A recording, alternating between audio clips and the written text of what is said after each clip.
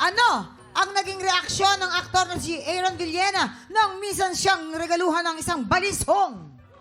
A. Natakot kaya binenta ang balisong? Or B. Natuwa at pinaframe ang balisong?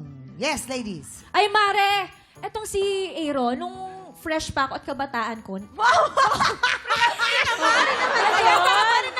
Nagpaparamdam-paramdam sa akin to.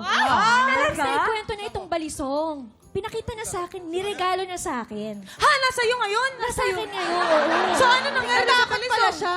Oo, sa akin na binigay. Yun yung parang, syempre naniligaw siya, di ba? So kung ano yung meron siya, binibigay niya agad sa akin. Oh.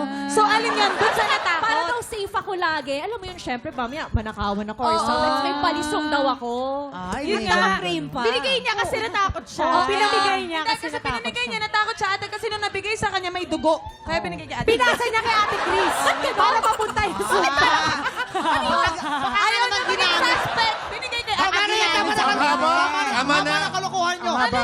Yes. Walang katotohanan ang sinabi nyo. Simulan natin to. Sila tumayo ka rin kaya Ay, ang ingay. Ano ba? Simulan natin sa pamamagitan ng isang trivia. Okay.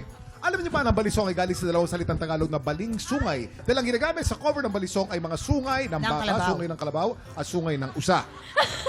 Dahil sobrang precious ng balisong, ito ay ginawa nilang nilagay nila sa frame at iyon, nilagay sa frame yung Yes, balisong. tapos dinisplay niya sa may salas nila. Oh. Yun yung ano. Kasi mahal din yun. Mahal. Pag tumatagal, mahal din siya. Oh. Pero siguro dati nabili niya ng 350 ngayon, 375,000 na yun. Yan. Wow! So, saan ka doon? Baling sungay. So, ito yung pina-frame, ito pala ibinigay. Binenta niya. Actually, binenta niya talaga. Andrea, alalahanin mo, si Aaron ay isa ding Batanggenyo. Ayan. Alam na rin yung balisong. Parang nalilito ako, nahilo-hilo ako ah. Teka lang, feeling ko, siguro may something special tong balisong na to para ibigay sa kanya. Kaya baka worth it naman ipa-frame. Ipa-frame. Ayan. Feeling ko. Maniwala ka kay Kuya Kim. Tama. Oo. Huwag ko sana pagsisihan tong So, ito na nga. ito. Meron na siyang napiling kasagutan. Ang sabi niya ay pina-frame. Final na, di ba? Feeling ko. Alright.